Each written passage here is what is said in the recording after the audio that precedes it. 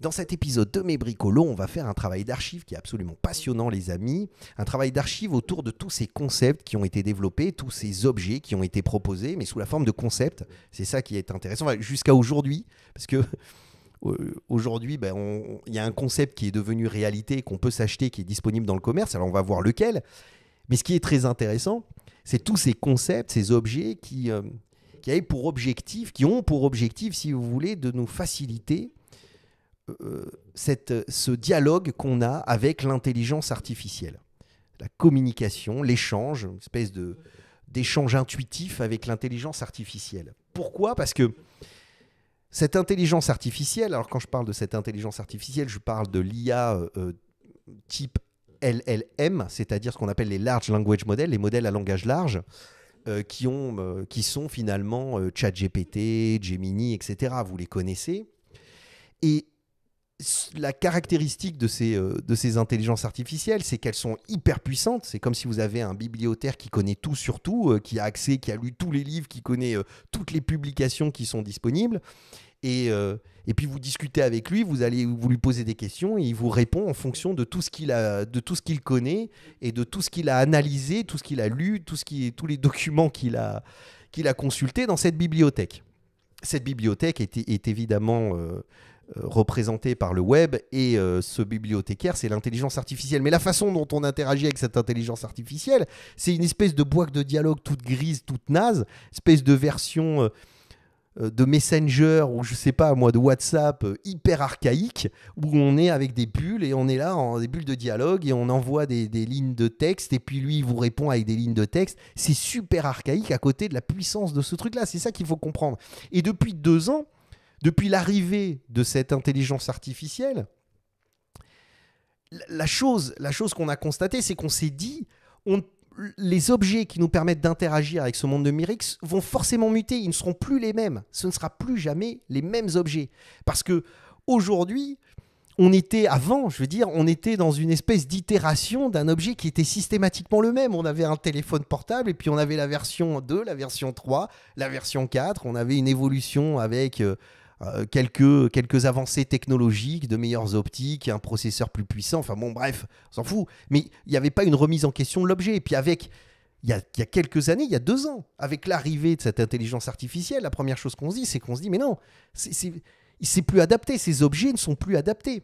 Et d'ailleurs, on en a beaucoup parlé dans ces épisodes de Mes Bricolos. Quel est l'objet qui va incarner le mieux l'intelligence artificielle ? Enfin, j'aurais dû dire, quel est l'objet qui va nous permettre de dialoguer le plus intuitivement possible avec l'intelligence artificielle ? C'est passionnant. Et si aujourd'hui, on peut faire cet épisode de Mes Bricolos, c'est parce qu'il y a 2 actualités. La première, c'est la commercialisation officielle de l'iPin. On va voir ce que c'est, vous allez voir, c'est passionnant. On a les premiers retours et c'est absolument pas terrible. Ça aussi, c'est passionnant de savoir que ça fait un bide absolu. Et à côté de ça, le lancement d'un nouvel objet dont je vous ai jamais parlé, mais qui a l'air très prometteur, qui va arriver, qui va être commercialisé en juillet. Je vous en ai jamais parlé. Donc on va regarder ça parce que c'est encore plus extrême que l'iPin. Les mecs, c'est fou. Bon, on se retrouve tout de suite en couleur pour en discuter. Allez, à tout de suite. Salam alaikum, bienvenue à tous dans ce nouvel épisode de Mes Bricolos, épisode numéro 34 de la saison 4. Comment vont mes bricologistes préférés ? Comment ça va les copains ? J'espère que vous avez passé une merveilleuse semaine. Moi, ça me fait toujours très très très plaisir de vous retrouver. C'est notre petit rituel hebdomadaire. Chaque mercredi à 17h hors GMT, je publie un nouvel épisode de Mes Bricolos. Et dans ces épisodes de Mes Bricolos, on discute, on papote, on échange sur les dernières actualités de la création, de l'innovation et du design. Et justement, si ce n'est pas le cas, les amis, et que vous voulez faire partie des bricologistes, aussi appelés les bricologues, rejoindre la team, abonnez-vous les mecs, abonnez-vous. Avec ce petit effet hypnotique, votre doigt va directement se jeter sur le petit pouce en l'air et puis après sur le petit bouton abonner et sur la petite cloche pour recevoir une notification à chaque fois que je publie un nouvel épisode de Mes Bricolos. Vous avez vu, c'est bien fait. Alors, pourquoi je parle de ce travail d'archive ? C'est parce que j'arrête pas d'expliquer que dans ces épisodes de Mes Bricolos, ce qui est intéressant depuis que je commence à les faire, c'est que je me dis, ça permet de revenir en arrière et de se dire, mais de quoi on parlait à l'époque ? Et finalement, comment ça a évolué, comment tout ça a changé, a muté, Est-ce que finalement c'est ce qu'on s'était dit? Est-ce que c'est complètement différent de ce qu'on a imaginé? Et cette question de l'intelligence artificielle, on l'avait abordée dans l'épisode numéro 19 de la saison 4, et c'est ce que je vous expliquais en introduction de cet épisode. La question fondamentale de 2024, sachant que l'intelligence artificielle, donc ce qu'on appelle les LLM, je vous en ai parlé, les Large Language Models, est arrivée fin 2022, c'était le 3 novembre 2022, je me rappelle, pour ChatGPT, parce que moi j'avais complètement halluciné, cette date, elle va rester vraiment gravée dans ma mémoire, parce que j'avais halluciné sur cette technologie. Donc c'était fin 2022. 2023, on voyait l'évolution, on était passé de ChatGPT 3.5 à la version 4, et on se disait mais c'est incroyable, en quelques mois, l'évolution de cette intelligence artificielle est ahurissante. On constatait aussi le taux d'adoption, c'est-à-dire c'est un point qui est très important, c'est la technologie dont le taux d'adoption a été le plus élevé et le plus rapide. Qu'est-ce que ça veut dire? C'est que ça veut dire que quand l'iPhone est sorti et qu'on avait cette nouvelle façon d'interagir avec ce monde numérique, ça a mis du temps, ça a mis quelques années avant que les gens adoptent ce téléphone et commencent à se le procurer, que ça rentre dans le quotidien des gens. Ou par exemple, si on reste dans le numérique et qu'on sort de l'objet, Facebook, Instagram. Très vite, les gens ont créé un compte sur Facebook, ont utilisé Instagram, etc. Mais le taux d'adoption le plus élevé, le plus rapide, a été ChatGPT. C'est lui qui a complètement... c'était incroyable. Quand on voyait les chiffres du taux d'adoption, c'était phénoménal. Mais qu'est-ce que ça veut dire? Ça veut dire que les gens se sont jetés sur cette technologie parce qu'elle était pratique. Elle était incroyablement puissante. Et elle permettait de délivrer des informations, de proposer des solutions incroyables, mais aussi très faciles d'accès. On n'avait pas besoin de passer beaucoup de temps à comprendre comment ça fonctionne. On pouvait se l'approprier assez facilement. Et là, très vite, on s'est rendu compte qu'il y a eu une frustration, c'est qu'on s'est dit, mais le téléphone portable, ça ne peut plus être la même chose. Il faut que je puisse communiquer avec cette intelligence artificielle plus facilement. D'où la question, mais quel est l'objet qui va incarner cette intelligence artificielle? Et dans les différents épisodes, on s'est dit, vu qu'elle intègre notre quotidien, est-ce que ça va être un stylo? Est-ce que ça va être une paire de lunettes? Est-ce que ça va être, je ne sais pas moi, tous ces objets? Quel est l'objet qui va finalement le mieux nous permettre d'interagir avec cette intelligence artificielle? Et est arrivé, je pense que c'était mi-2023, fin 2023, enfin, on était plutôt vers, c'était ça, c'est-à-dire on était septembre-octobre 2023, arrive l'iPin. Et je fais cet épisode, le futur sans écran. Parce que là, on a un objet totalement disruptif qui n'est pas connecté avec son téléphone portable. On appuie, je vous dis, on est en simplement contact avec le doigt et on dialogue avec cette intelligence artificielle. Incroyable. On a halluciné, évidemment. On parlait déjà de certaines problématiques dans la façon d'interagir avec... On se posait des questions, d'interagir avec cette intelligence artificielle via cet objet. Mais cet épisode a eu pas mal de succès et m'a valu une interview parce que le mec qui préparait, je crois que c'est Net plus Ultra, c'est une émission sur France Inter, et m'a contacté parce qu'il était tombé sur cet épisode et il appréciait le regard que j'avais, la réflexion que j'avais autour de cet objet. Et puis quelques mois après, ça c'était début 2024, donc il n'y a pas très longtemps, arrive le Rabbit R1, qui est un concurrent de l'iPin, qui est aussi un objet, alors là, qu'on tient dans la main, pas forcément hyper ergonomique, mais en tout cas avec un écran, alors que l'iPin n'a pas d'écran, qui lui vient récupérer toutes les informations de tous vos réseaux sociaux, ce que n'est fait pas l'iPin, parce qu'on sait très bien que l'intelligence artificielle a besoin d'avoir un maximum de données autour du sujet qu'elle va traiter. Donc, en l'occurrence, si c'est pour vous faire des réponses les plus personnalisées possibles, il faut qu'elle ait un maximum de données sur vous. Donc, en se connectant à tous vos réseaux sociaux, elle va pouvoir vous permettre de faire des réponses, de vous proposer des réponses les plus adaptées, de vous préparer... de vous proposer des repas à manger, elle va connaître votre équilibre alimentaire, donc elle va vous permettre aussi de vous dire à quel moment faire des activités sportives, de préparer votre voyage, etc. Cet objet avait pour volonté d'être un peu plus spécifique et on remarquait aussi, et un peu plus, quand je dis spécifique, c'est-à-dire avec beaucoup plus de précision dans les réponses que l'iPin. Mais on remarquait aussi que c'était un retour de l'écran. mais un écran qui n'est pas celui du téléphone portable. Donc déjà, il y avait une différence dans l'objet et on constatait cette différence. Mais là, ce qui est intéressant, c'est que l'IP n'est pas encore sorti. Le Rabbit 1 n'est pas encore sorti. L'iPin était un concept jusqu'à aujourd'hui, parce que l'iPin est maintenant commercialisé. On peut se le procurer, on peut l'acheter, on peut le tester. D'accord ? Alors, rapidement, l'iPin, vous aurez toujours l'occasion d'aller voir ce que j'en disais à l'époque, mais c'est ce petit objet qui, justement, est dépourvu totalement d'un écran, n'est pas connecté à un téléphone, coûte un bras, 700$, et avec un abonnement en plus pour avoir une connexion directe avec Internet, et permet donc justement de ne pas être focalisé sur un écran et de pouvoir découvrir le monde, d'avoir une expérience du réel. Et avec sa petite caméra, elle vient regarder ce qui se passe autour de vous, et quand vous la touchez, quand vous êtes en contact avec l'objet uniquement, elle vient donc prendre les informations et vous délivrer une réponse spécifique à ce que vous êtes en train de vivre. Vous êtes dans un pays, on prend l'exemple du mec, vous voyagez, vous êtes devant un monument, une statue, vous positionnez votre iPin en face de cette statue et vous lui dites est-ce que tu peux me dire ce que j'ai en face de moi et qu'est-ce que c'est que cette statue ? Et elle va t'expliquer, elle va te raconter l'histoire de la statue, etc. Donc en plus, il y a une interaction modale, c'est vraiment incroyable. Cependant, comme elle a été commercialisée, on a les premiers retours. Alors moi, j'ai regardé toutes les vidéos de personnes qui ont pu, les Happy Few, qui ont pu utiliser cet objet. Et en fait, on se retrouve avec systématiquement la même chose, c'est que cet objet ne fonctionne pas du tout. Alors aussi, ce qui est surprenant, c'est que là, c'est deux youtubeurs très connus différents. Et regardez, ils ont exactement la même cover. Lui avait fait son épisode avant MKBHD et donc forcément MKBHD doit le connaître et lui avoir dit je vais faire la même cover que toi parce que alors, c'est tellement pareil. Mais en gros, quel est le bilan qu'ils font de cet objet ? Eux, c'est de dire on l'a utilisé, on comprend le potentiel de cet objet, mais aujourd'hui tel qu'il est, ça fonctionne pas du tout. Il chauffe. Alors l'objet, le produit en lui-même est très bien fait. L'univers du produit, le packaging, tout ce qu'il y a autour de cet objet, la petite cellule de recharge dans laquelle on vient avoir les différents modules qui nous permettent de pouvoir avoir une durée de vie supérieure à une journée, en tout cas d'une journée entière, est aussi très bien fait.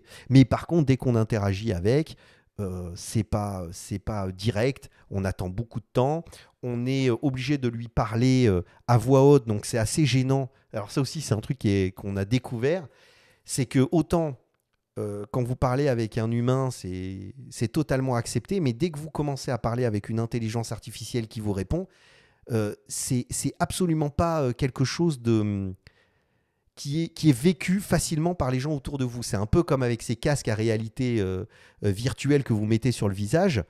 Quand vous vous baladez en ville avec l'Apple Vision Pro, il y a un truc assez gênant. Mais là, c'est un petit peu pareil. Vous tapez, vous parlez avec l'intelligence artificielle à voix haute. Les gens vous regardent en disant le mec, il est un peu taré. C'est un truc assez... c'est pas forcément hyper bien accepté, si vous voyez ce que je veux dire. Donc, il y a plein d'erreurs d'interaction avec cet objet, beaucoup de latence, il chauffe, il est pas pratique, il répond très souvent à côté, il ne possède pas beaucoup de données justement autour de vos activités, donc il faut vraiment beaucoup l'utiliser pour qu'il commence à se spécialiser, à vous donner des réponses qui sont plus orientées autour de qui vous êtes et donc plus spécifiques, des réponses plus spécifiques. Et alors un laser apparemment qui est certes impressionnant, mais pas du tout ergonomique. Et on a beaucoup d'articles qui sont sortis là-dessus.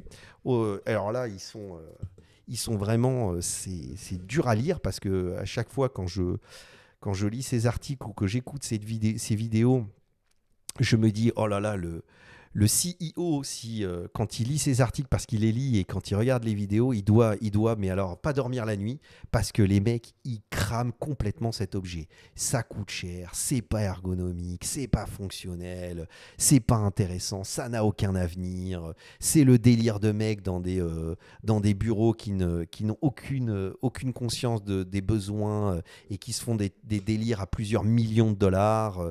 Vraiment.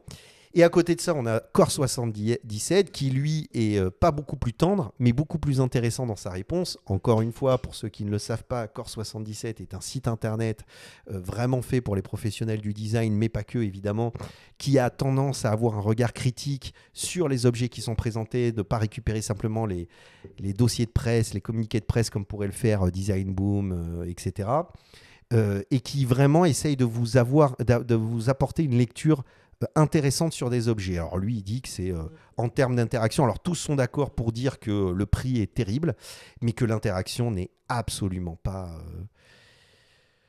c'est vraiment compliqué, quoi. Qu'ils n'arrivent pas à avoir une interaction intuitive. Et justement, comme tout l'objet, toute la volonté de cet objet, c'est d'essayer de permettre une interaction intuitive avec l'intelligence artificielle, le fait que ce soit galère et que ça ne fonctionne pas du tout, rend cet objet forcément, in fine, hors sujet, si vous voyez ce que je veux dire. Mais vraiment. Donc c'est terrible. Voilà, c'est terrible. Et alors, par contre, ce qui est intéressant et qui va pouvoir me faire la transition, c'est qu'ils s'accordent tous à dire, tout ce que j'ai pu lire et tout ce que j'ai pu voir, alors bien sûr, je n'ai pas eu l'objet, je n'ai pas pu l'utiliser, mais ils s'accordent tous sur le fait que c'est un objet qui, quand même, quand les quelques fois où il marche, vous permet d'imaginer ce que le futur peut être. Parce que les quelques fois où la réponse est directe, exactement celle que vous souhaitez avoir, complète, que cette interaction est facilitée par l'objet, etc., ils s'accordent tous à dire ça nous permet d'avoir une vision du futur et de se dire qu'effectivement, on peut avoir des objets qui n'ont pas d'écran, on peut avoir des objets avec lesquels on va avoir une interaction intuitive avec l'intelligence artificielle, et c'est un discours qui est très, très surprenant, parce qu'autant ils peuvent constater que l'objet tel qu'il est proposé ne fonctionne pas du tout, mais ils sont tous unanimes sur l'idée de dire qu'il a un potentiel incroyable. Je le répète plusieurs fois parce que je ne sais pas si ça vous rappelle quelque chose. C'est exactement les mêmes remarques qu'on a eues autour du casque à réalité mixte de l'Apple Vision Pro. Moi, je l'ai essayé, donc je peux vous le dire. C'est-à-dire, c'est vrai que quand on tient l'objet dans les mains, il est incroyable. Quand on le met sur le visage et qu'on commence à vivre cette expérience de la réalité mixte, c'est ahurissant. Mais au bout d'un moment, une fois qu'on a fait le tour des applications et qu'on s'est extasié devant la qualité de l'objet, la qualité de l'interaction et la qualité de cette immersion, parce que c'est vraiment cette immersion qui est incroyable, mais qu'est-ce qu'on se dit ? On se dit, mais qu'est-ce que je fais maintenant avec cet objet ? Qu'est-ce que je vais faire ? J'ai un objet incroyable, mais ce qui me permet de faire aujourd'hui est anecdotique et vraiment hyper basique. Mais finalement, c'est un peu la même chose avec l'iPin. On va voir ce que ça va donner avec le Rabbit Air 1 qui va sortir dans quelques mois. Mais c'est un peu la même chose. C'est-à-dire, une fois qu'on voit la qualité du produit, on se dit que c'est un beau produit, on se rend compte qu'il est très très bien fait, on note évidemment quelques petits problèmes d'usage, parce qu'il est un peu lourd, il pèse, comme c'est des petites batteries qui viennent aimanter sous le t-shirt et maintenir l'iPin justement fixe sur votre t-shirt. Ces petits aimants, c'est de l'induction, puisque c'est des petites batteries, ça chauffe très vite et on a toujours un point chaud au niveau du torse, c'est pas forcément agréable. Donc il y a quelques petits problèmes comme ça qui sont effectivement assez désagréable, mais c'est un peu comme quand on a avec l'Apple Vision Pro le problème du poids, parce que c'est quand même assez lourd. On a une vision qui est assez en tunnel parce qu'on est enfermé dans cette espèce de mousse et ce casque, et même si on a cette immersion, elle est quand même assez limitée. C'est comme si on regardait à travers des jumelles. On a un bandeau qui ne tient pas très bien la tête, qui est pratique mais pas très bien la tête. Donc on a aussi des choses à dire, mais par contre, comme pour l'Apple Vision Pro et comme pour l'iPin, on est face à des objets qui sont en rupture totale avec ce qui existe et ce qui existait et notre façon d'interagir avec ce monde virtuel, mais qui sont diamétralement opposés et qui ont tous les deux un potentiel incroyable. Et ce qu'on constate, c'est le potentiel. Et maintenant, aujourd'hui, en faisant ce travail d'archive, on pourrait se dire, mais finalement, cet objet-là, dans cette façon-là, n'a pas d'avenir. Parce que si ça fonctionne mal, et que même si on se rend compte du potentiel, est-ce est-ce que c'est vraiment ça qui doit être développé? Est-ce que c'est pas finalement les casques et revenir à l'écran comme le propose le Rabbit R1? Et en fait, il faut absolument un écran pour interagir avec l'intelligence artificielle. Donc ça va être soit vers les casques à réalité mixte qui vont intégrer l'intelligence artificielle, ou est-ce que finalement ça va être des objets qui vont être un petit peu comme l'iPin, mais qui sont justement ce qu'on appelle ce Rabbit R1 avec l'écran qui va sortir dans quelques mois, on va avoir la réponse. On ne sait pas vraiment.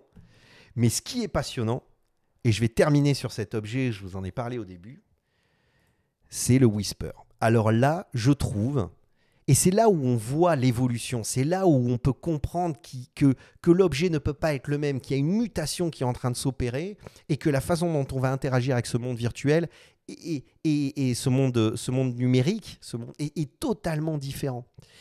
Et là, je trouve qu'on est en face d'un objet qui va sortir en juillet. Là. Il est prévu il va être disponible dans le commerce, donc il a une date de lancement, de commercialisation de juillet 2024. Un objet pas très cher qui s'appelle Whisper. Et vous allez voir pourquoi il est très intéressant, parce qu'on a quasiment l'impression que c'est un objet qui a pris en considération tous les problèmes de l'iPin et du Rabbit R1 pour régler ces problèmes par une solution adaptée, par un objet adapté. Alors, qu'est-ce que c'est? C'est une espèce de petite bague qu'on met au niveau du doigt, qui est en fait un interrupteur, un trigger, un déclencheur, et qui se connecte avec votre téléphone. Donc, contrairement aux autres plateformes, aux autres objets, celui-là se connecte avec votre téléphone. Directement, il se connecte avec votre téléphone. D'accord? Et il se connecte avec l'intelligence artificielle de votre choix. Soit Gemini, soit ChatGPT, soit n'importe quelle autre intelligence artificielle que vous souhaitez adopter, que vous voulez utiliser. Ça aussi, c'est très intéressant. Il n'est pas focalisé sur une intelligence artificielle dans laquelle ils ont créé des couches. C'est ce qui s'est passé avec l'iPin, c'est-à-dire des couches d'interaction qui sont spécifiquement adaptées à l'iPin. Là, en fait, vous vous connectez avec l'application ChatGPT de votre téléphone. Vous voyez ce que je veux dire? Mais ce qui est intéressant avec cet objet, c'est que au lieu d'appuyer comme ça et de parler, et donc de parler à voix haute, vous approchez cette bague que vous avez autour du doigt et vous parlez doucement. C'est-à-dire, dès qu'elle repère qu'elle s'approche au niveau des lèvres, vous n'avez même pas besoin d'appuyer sur un bouton. Elle a une espèce de capteur qui vient voir la proximité que vous avez avec les lèvres, qui repère que ce sont des lèvres, justement, je ne sais pas sous quelle forme, mais c'est ce qui est expliqué dans les différentes vidéos. Et vous lui parlez tout doucement comme ça, vous lui dites « Est-ce que tu pourrais m'expliquer le dernier nanana, j'ai vu dans un article du truc ?» Donc en fait, vous n'êtes plus dans cette espèce d'interaction avec l'intelligence artificielle qui est bruyante, qui est... dans lesquelles toutes les personnes vont écouter les questions que vous posez, ce que vous demandez. Là, vous êtes dans une interaction. On avait vu aussi des objets dans l'IA au quotidien, cette vidéo que j'avais fait, une paire de lunettes, mais c'est pareil, vous êtes obligé de parler à voix haute, toucher votre visage. Là, vous abrégez votre main et vous parlez à votre bague. On sent tout de suite que sur le plan de l'interaction, c'est beaucoup plus intéressant.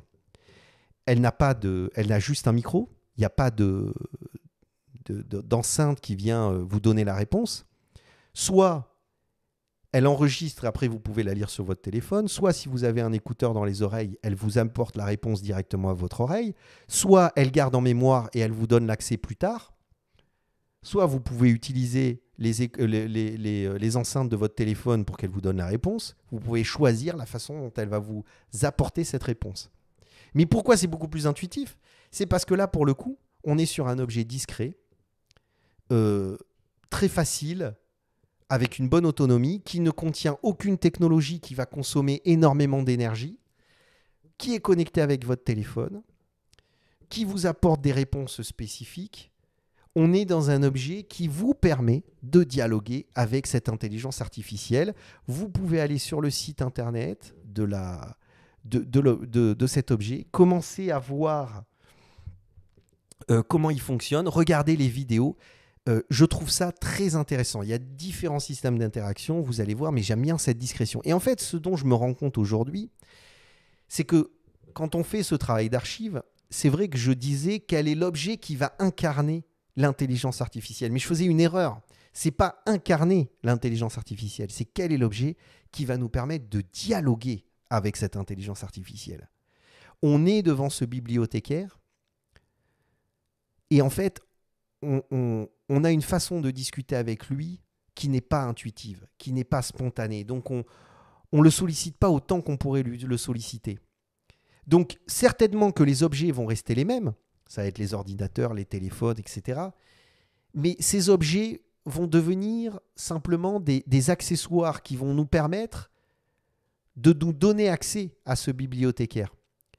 Mais un objet comme celui-là va peut-être nous permettre de dialoguer facilement avec lui, simplement en approchant cette bague de façon discrète et donc d'avoir cette relation intime de proximité avec ce bibliothécaire, avec cette intelligence artificielle. Voilà, c'est un épisode de mes bricolos que je trouve passionnant. Moi, vraiment, j'espère que vous prenez du plaisir à écouter ce que je raconte. Moi, je prends beaucoup de plaisir à faire ce travail chaque semaine de réflexion autour de ces différentes propositions, parce que j'en avais parlé quand j'avais parlé de l'iPin, j'avais expliqué que c'était compliqué, que même si c'était un objet très prometteur, mais que c'était vraiment compliqué, qu'il avait, entre le laser, le truc, c'était un objet qui était lourd, difficile. De toute façon, je vous mettrai les liens de cette vidéo dans la description, puis vous aurez aussi accès aux autres vidéos là, qui vont s'ouvrir à droite et à gauche. Comme ça, vous pourrez continuer à te voir. On avait fait cette remarque dans la vidéo que j'avais faite sur l'iPin. On s'était posé cette question, mais aujourd'hui, quand je vois le Whisper Ring, cette proposition, j'ai vraiment l'impression qu'on va de plus en plus vers des objets sans écran, où l'expérience du réel est privilégiée et que l'accès à l'intelligence artificielle est un accès qui va être fait par un objet qui va se connecter à un objet existant aujourd'hui, le téléphone, et qui va vous permettre d'interagir intuitivement avec cette intelligence artificielle. Donc voilà. Moi, je reste de plus en plus convaincu. Je reste convaincu, finalement, que c'est vers là qu'on va. Voilà, c'est l'avenir de la façon dont ces objets vont muter et vont évoluer. Voilà, on verra ça. On refera un épisode dans 1 an, dans 2 ans, et on discutera de ça ensemble. Bon, j'espère que ça vous a plu. J'espère que cet épisode vous a plu. Et nous, on se retrouve la semaine prochaine pour un nouvel épisode de Mes Bricolos. Je vous laisse découvrir les autres épisodes qui s'ouvrent à droite et à gauche. Et si vous avez eu le courage de rester jusque-là, vous cliquez sur ma petite tête, vous vous abonnez. Et puis voilà, les amis, on se retrouve la semaine prochaine. Allez, pslama à tous. Bye.